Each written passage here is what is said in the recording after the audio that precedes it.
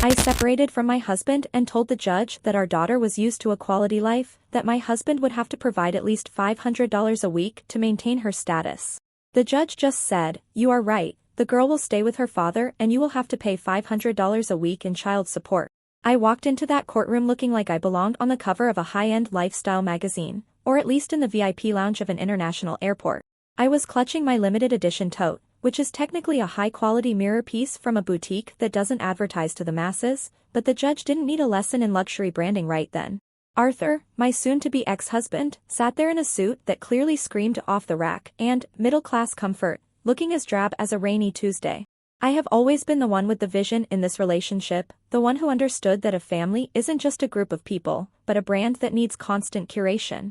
Arthur thinks a successful weekend involves a public park and a thermos of lukewarm coffee, which is exactly why I had to take charge of the divorce terms. I couldn't let his lack of ambition drag down the aesthetic I've worked so hard to build for myself and my daughter. Our daughter, Madeline, is not just any child, she is a representation of my personal standards and my refined taste. From the moment she was born, I made sure she was surrounded by the right influences, from imported organic snacks to an educational path that excludes the common rabble. Arthur never understood why I insisted on equestrian lessons or why her wardrobe couldn't come from a standard shopping mall like the rest of the neighborhood. He would complain about the costs, but I always reminded him that image is the only currency that never devalues. I've spent years shielding her from his mediocre influence, ensuring she knows the difference between a synthetic blend and pure silk. If she were to stay with him without a massive financial cushion, her entire social standing would evaporate before the first grade. During the hearing, I stood my ground with the kind of poise that only comes from knowing you are objectively superior in every way. I told the judge quite clearly that Madeline isn't of a budget child and that she has a specific status to maintain that cannot be compromised. I demanded $500 a week in child support because anything less would be a genuine middle-class tragedy that I simply couldn't witness. It's about the principle of the thing, a girl like Madeline shouldn't have to settle for domestic fruit when she's used to the imported varieties. I even let out a soft, elegant sigh when Arthur's lawyer started babbling about reasonable expenses and average costs of living. As if anything about my life or my daughter's life should ever be described as average. The judge looked at my list of demands, then glanced at my bag, and for a moment, I thought he actually appreciated the craftsmanship of my accessories. He nodded slowly, as if he were finally seeing the light and understanding the gravity of the situation I was describing. "You're absolutely right, Patricia," he said, and I felt a surge of triumph that was better than any shopping spree. He agreed that a child shouldn't suffer a lifestyle downgrade just because her parents were incapable of maintaining a basic level of marital harmony. I was already mentally updating my spa membership and looking at a new lease for a convertible that matched my personality. I assumed the system was finally working in favor of the people who actually contribute to the beauty of the world. Then, the air in the room seemed to shift as the judge continued his monologue with a tone that turned strangely cold. He pointed out that Arthur had been the primary caregiver for years while I was out, cultivating the brand, and spending the household income on status symbols. He noted that since Arthur was the one actually raising the girl, Madeline would be staying with him to ensure she has a stable environment. My heart didn't just drop, it felt like it had been insulted by a low-cost carrier. I waited for him to clarify that the $500 would still be coming to me for consultation fees, or something equally logical. Instead, he looked me dead in the eye and said that since I insisted she needs $500 a week to survive, that is exactly what I would be paying Arthur. I stood there in total shock, feeling like I had been slapped by someone wearing a very cheap, scratchy wool glove. This was supposed to be my victory, my way of ensuring that Arthur finally paid for his lack of refinement. Instead, the judge had twisted my own high standards into a financial weapon used against me. It's completely unfair that a woman of my caliber is being treated like a common laborer with a debt to society. Arthur didn't even have the decency to look surprised, he just sat there with that smug, pedestrian look on his face. I left the courtroom feeling like the victim of a massive judicial conspiracy designed to humble the elite. Main story comments. Anonymous user 1 says, "Do you even know what Madeline's favorite color is? Or do you just know her shoe size in 3 different European brands? It sounds like you see your daughter as an accessory rather than a human being." OP's reply, "Refined taste and an appreciation for the finer things is the greatest gift a mother can give her child. She'll thank me when she doesn't end up in polyester." Anonymous user 2 says that this limited edition bag of yours has some very suspicious stitching, honey. The judge probably saw it was a knockoff the second you walked in, just like your high-status life. OP's reply, it's an exclusive boutique variation that people with your limited shopping budget clearly wouldn't recognize, so please keep your mall opinions to yourself. Update 1. It's been 3 days since my last update, and my life has devolved into a series of unfortunate, low-quality events. I am currently sitting in a studio apartment that smells like commoner brand detergent and despair, which is a far cry from the lavender-scented sanctuary I used to call home. My lawyer is absolutely useless and has the audacity to suggest that the judge's ruling is, ironically, fair. I hired him to win, not to provide me with a philosophical commentary on my own downfall. He actually told me to budget accordingly, as if I'm the kind of person who counts pennies like a grocery store clerk. I've had to spend my afternoon trying to find a way to pay for a life I'm no longer even allowed to lead. The sheer nerve of Arthur is truly boundless. He sent me a photo of Madeline at her first polo lesson today. This was the very lesson I demanded during the hearing, thinking I would be the one taking her there and socializing with the other parents. Along with the photo, he attached a digital invoice for the club fees and the gear, which are astronomically high. It's as if he's doing this just to spite me, using the very standards I set to drain my bank account. He knows I can't object because I'm the one who told the court these things were non-negotiable requirements for her development. Now I'm being billed for my own excellence while I sit in a room with peeling wallpaper. To make matters even worse, I had to take my limited edition tote to a high-end consignment shop just to cover the first week of child support. I walked in there expecting a certain level of respect, but the clerk was incredibly dismissive and cold. She spent 10 minutes examining the lining with a magnifying glass before telling me it was a good replica, and offering me peanuts for it. I was beyond insulted and told her that her eyes were clearly as cheap as her haircut. I ended up taking the money anyway because I didn't have a choice, but the humiliation was almost too much to bear. I am the one who curated this entire lifestyle, and now I'm being forced to liquidate my assets for a fraction of their worth. I can't believe the legal system would allow a woman of my standing to be reduced to this level of financial struggle. Arthur is probably laughing at me while he drinks the expensive wine I used to stock in our cellar. It feels like every time I try to maintain a shred of my dignity, the world finds a way to throw a clearance sign in my face. I am the victim of a man who has no vision and a judge who clearly has a grudge against anyone with a sense of style. I shouldn't be the one paying for polo lessons I can't even attend.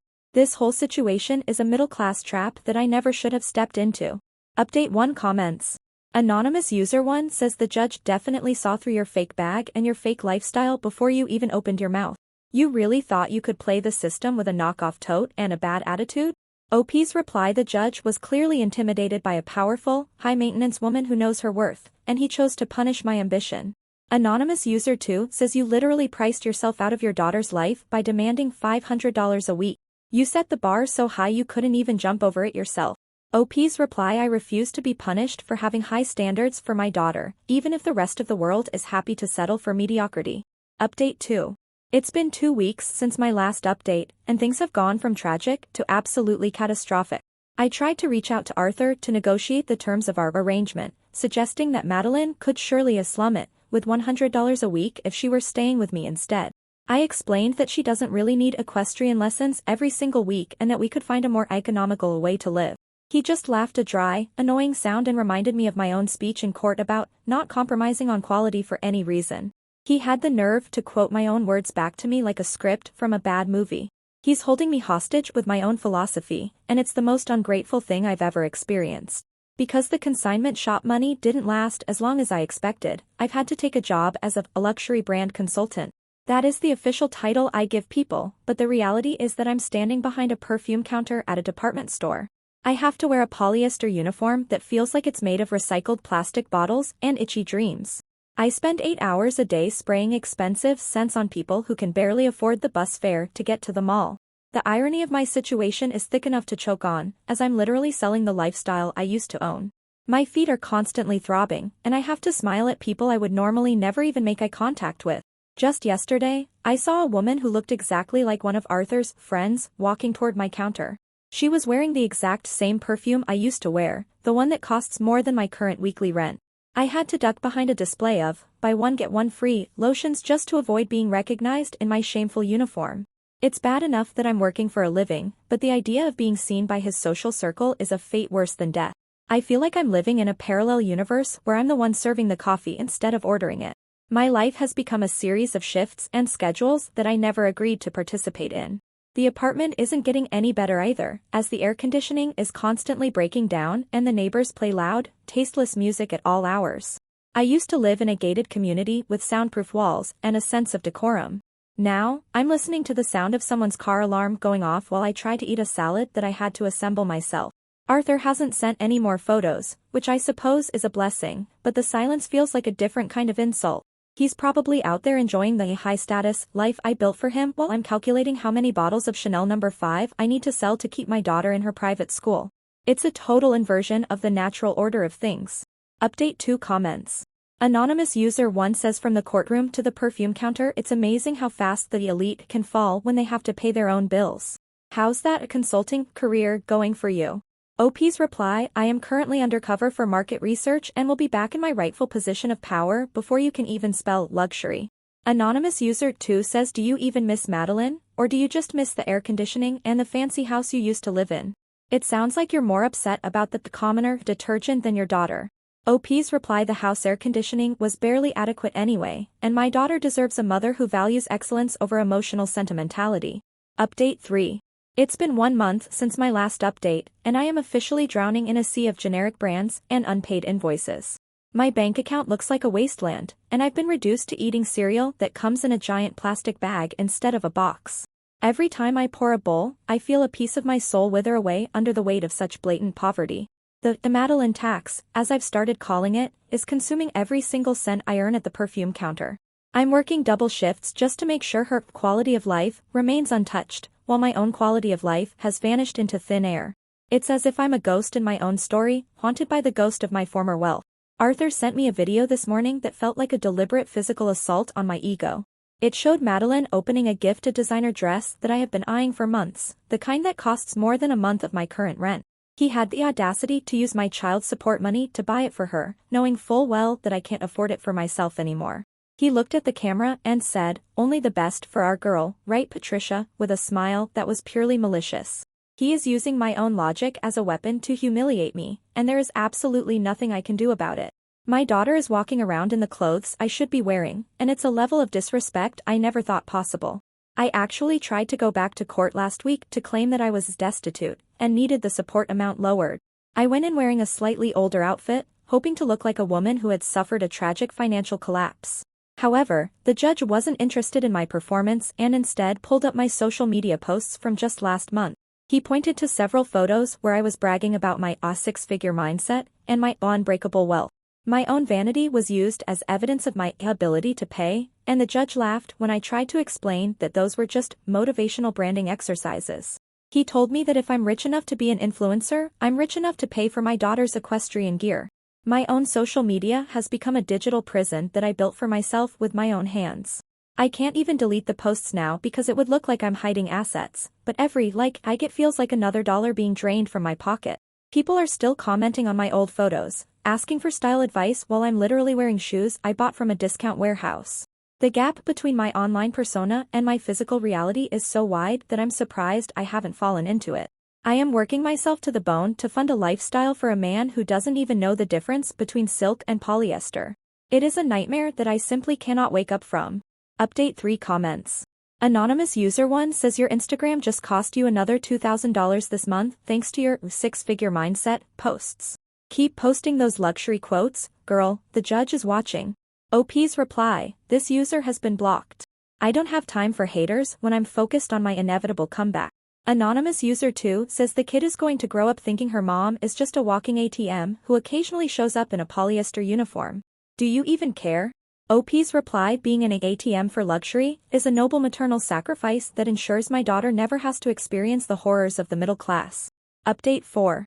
It's been 2 months since my last update, and the elite lifestyle I once curated has been completely dismantled.